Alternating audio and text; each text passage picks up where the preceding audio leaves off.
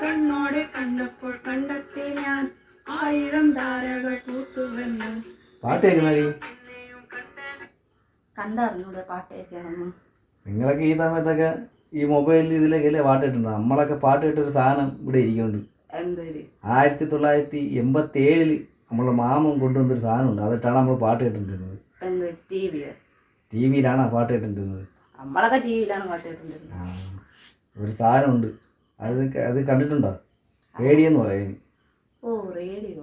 1987 നമ്മൾ മാമൻ കൊണ്ടുവന്നൊരു റേഡിയോ ഇവിടെ ഇരിക്കുന്നുണ്ട്.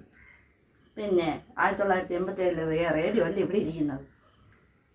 1987 റേഡിയോ ഉണ്ട്. എനിക്ക് കാണിച്ചു തന്നാ പോരെ? എങ്കിൽ കാണിച്ചതാ. കാണിച്ചു തരാം, വാ. കാണിച്ചതാ.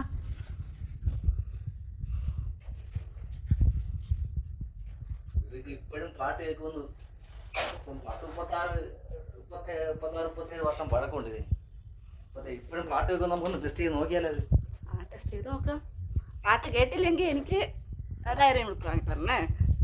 പാട്ട് കേൾക്കൂടി. ഇത് 36 വർഷം പഴക്കമുള്ള റേഡിയോ ആണ്. അതാണ് സംശയം. പാട്ട് കേൾക്കുമെന്ന്. പാട്ട് കേൾക്കും. കേൾക്കും.